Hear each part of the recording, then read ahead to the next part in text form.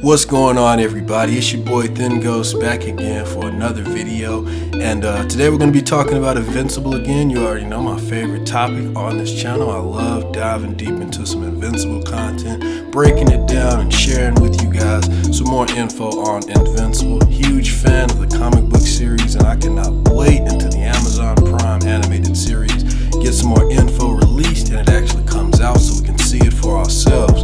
But there's also something that I thought about, and I want to thank I think it's my new subscriber, or I at least saw him comment on one of my latest videos, and it sparked the idea for this video that I'm making right now. Now what he did was he brought up how he really wishes that Tech Jacket, the Guardians of the Globe, and the Astounding Wolfman also gets a cartoon. Now these three are actually other characters that are made up in the universe of Invincible, you know, that Robert Kirkman created. He's also created a lot of other characters. Some of these characters came out prior to Invincible, but he just have them all in the same world. He kind of created his own little Marvel or DC universe, but only in the world of Invincible, and I think that's actually quite interesting. See, so he could actually turn this into like a little similar to what the MCU did, but only with TV shows. Like, he can create the Invincible show, and then that could be successful, and then it could spin off to a show about these other characters that are probably going to get introduced in Invincible. Now, I wanted to talk about three particular characters. The third one wouldn't really be a character because it's a group, but yeah, I just wanted to briefly touch on these three that he brought up. And but with the Guardians of the Globe, I'm not really going to be talking about the group. I'm just going to be talking about the leader, because in all honesty, I still have to get up on my knowledge with the Guardians of the Globe. I haven't really read the series like that. Same with Tech Jacket. I have read some of it, but I haven't finished. Now, I've completely read the story of Brit, who is the leader of the Guardians of the Globe. He's this OG old man. He kind of reminds me of Captain America if he grew old and just got tired of all the bullshit. He has this power where his skin is literally invincible. But I'm talking about more so to the point where I think even if a vulture might punch him hard in the face, nothing would happen. You see, some kind of experiment was done on him when he was younger. Him and his two siblings were injected with some kind of fluid, or I forgot exactly what it was. It's been a while since I read Brit, but the father of his father came up with some kind of a serum or some kind of what it was, toxin or whatever the word you want to call it, some damn sludge, some liquid, and he injected Brit and his sister and his brother with it. Now I think only Brit and his sister were the ones that got the full effects of it, while the third sibling didn't get anything at all. You know, he's one of the villains because of that, of course.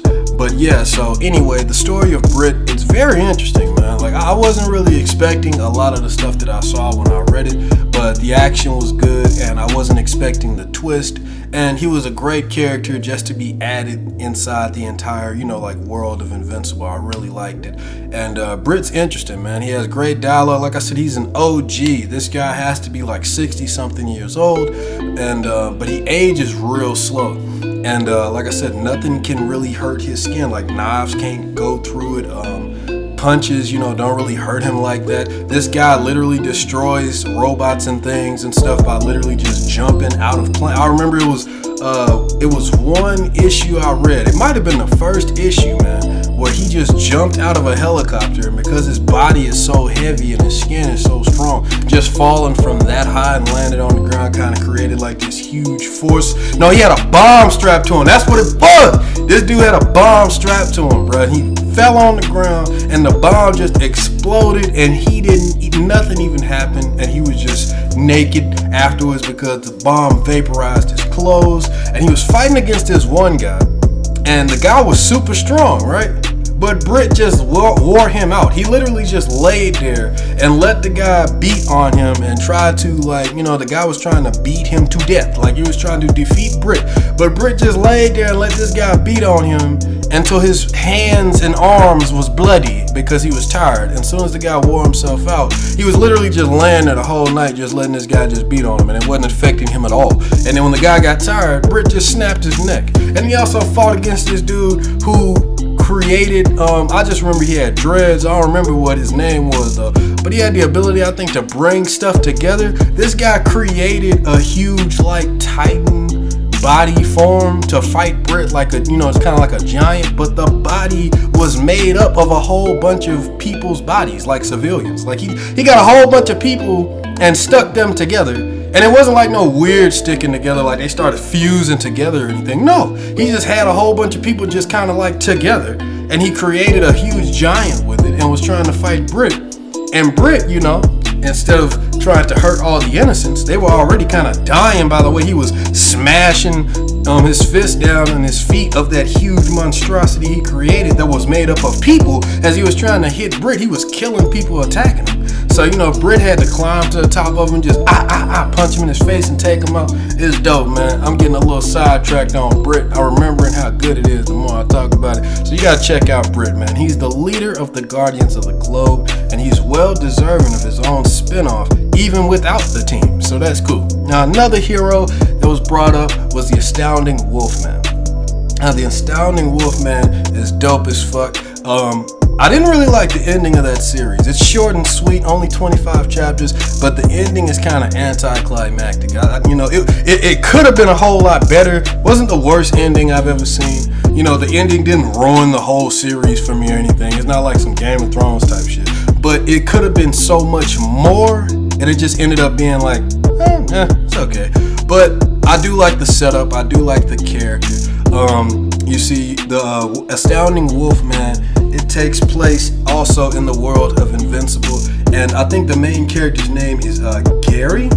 And Gary Hampton, he's the CEO of this company. He has a lot of money, but he ends up getting bitten by this werewolf, and he gets werewolf powers. He literally turns into a werewolf, but he doesn't know how to control it. So he meets this guy that is a vampire. I forgot this guy's name, but it's been a while since I read The Astounding Wolfman 2. I literally binged that whole thing in one night, and haven't went back to it. But the fact that I can still remember it now is saying something. The art was very good, bright. I really liked it, and of course you got Robert Kirkman's signature storytelling, twist, and a lot of violence. Like I said, it's a little on the short side, but I really enjoyed it. And it has this major twist, man, that happens like somewhere close to the middle of the beginning, like right at the start of the middle of the series. It's like this huge twist that happens that I wasn't expecting at all, and I was just like, oh shit. And it's crazy because I actually forgot that if you read Invincible, there's an issue where Mark Grayson actually does a team up with the Wolfman,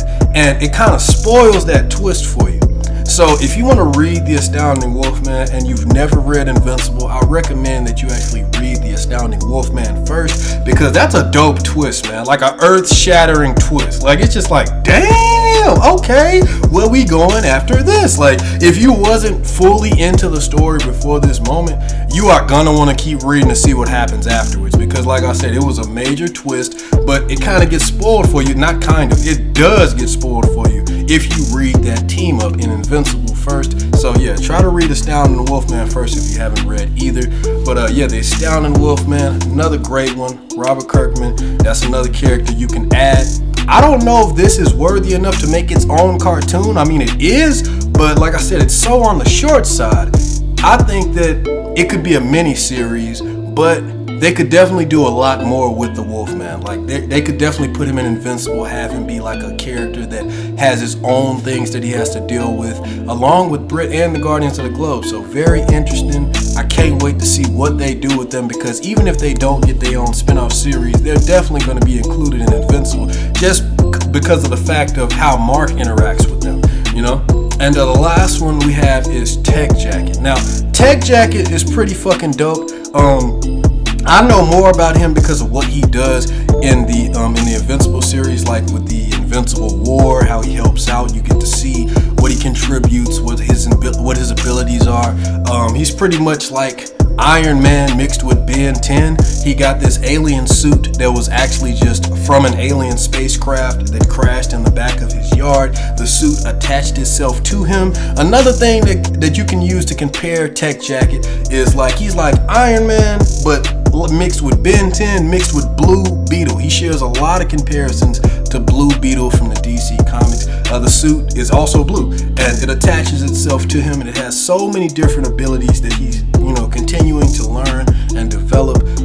He joined Mark and Alan the Alien and Battle Beast and Omni-Man and Oliver. That's Mark Grayson's little brother, and a lot of others during the fight against Thrag and the Vulturemite army. He really contributed a lot in that battle. He has guns coming off his shoulders, guns that can come off of his wrist, a little blast that he can shoot out of his knees and his chest, lasers and shit. Like, he has all nine, the whole nine. And his costume design is actually quite interesting. I really like what Robert Kirkman did with this, created this as well. Like I said, Robert Kirkman, he's making his own, probably already done, so I don't want to say making, but he made his own little group of characters, little cinematic group that everybody can team up and help out every once in a while and then split off and do their own thing. He know what he doing, right? But yeah, Tech Jacket, straight and simple. That's all the stuff I can really break down for him. I don't really know his character as much as I knew the first two, like I said, but I will be finishing the Tech Jacket comic book pretty soon, and I'm also going to revisit Brit, read Guardians of the Globe. I'll give you reviews and breakdowns, deeper delving into these characters once I get more information on them. But just going off the top of my head, this is the best that I could do in a little amount of time. And I think that I at least said the main points that these characters are, to at least give you a good idea of, what they do and everything, how they fit into the universe. Like I said, Brit is the leader of the Guardians of the Globe. Impervious skin, nothing can hurt him at all. He's an OG, like in his 60s. You have the Astounding Wolfman. He's a werewolf with a dope ass suit, and he has all the powers of a werewolf, and it's pretty cool, man. I like how he can use the moon he has like this in his suit he has like the power to keep the light of the moon inside his suit. That way he can keep the power of the werewolf even if it's like daytime. So I like how they did that. His design is really nice. I really love the art in the Astounding Wolfman. Only complaints I really have about it is the ending seemed super rushed and anticlimactic, and it's a little short. It's only 25 issues, but it's still a great series. The ending isn't so bad that you won't want to read it. And Tech Jacket, Iron Man, Blue Beetle, Ben 10 all mixed together. He has a suit that's dope as hell with so many different abilities that attached itself to him, and he's a force to be reckoned with, but he's young, so he still has to learn a lot. So yeah, that's the rundown of 3 extra characters in the world of Invincible that can contribute to the story and, you know, probably have their own stories that we can watch as well. Really interested to see what they do with this show, and I will be bringing you more news as it is, you know, dropped as soon as I find out about it. So hope you enjoyed this video. Leave a like, share, you know, talk to me about anything Invincible, man. If you want me to make another video, I'm still currently working on my part 2 top 5 fights in Invincible. That will be coming next. But yeah, if you want me to talk about anything else before I actually make it, let me know, man. You know, I don't know everything. Y'all can give me ideas like this YouTuber just did when he commented on my last Invincible video. Let me see what his name is real quick. Give me 1 second, man. I gotta give him a shout out. Big Shadow, thank you for giving me the idea to make this video. Really appreciate you, brother. And yeah, I hope you all are having a good day, night where you are. Until next time.